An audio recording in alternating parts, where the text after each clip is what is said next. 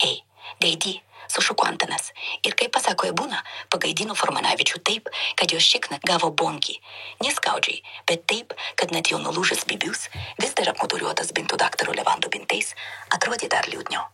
Bet istorija to nesibaigė. Vieną dieną į kalėjimą atpūkštavo Tratas, tas spalvingas, plunknotas vyrukas, kurio plunknos vis dar spindėjo kaip vaivorykštė. Bet jis greitai tapo šlepa.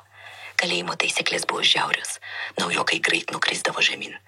Tratas, vos įžengęs, pamatė Formanavičių, kuris nors ir durnas kaip stuobrys, jau buvo iš tiek kalėjimo patirties. Ir štai, net Formanavičius, su savo nulūžusiu bibiu, kuris kabėjo tarsi liūdna gėlė, nusprendė parodyti Tratui, kas čia vadas. Jis piso Tratą per šikną.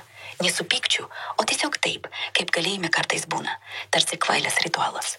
Tratas tik sušuko: oi, Formanavičiau, tavo bibius kaip šlapia šluota. Ir abu ėmė klatoti, nes net jų kvailystės buvo juokingesnės už kalėjimo vakarinę. Bet moralas čia toks, net durniausios sielos, kaip Formanavičius bežionį voro veido, ar spalvingas šlepa Tratas.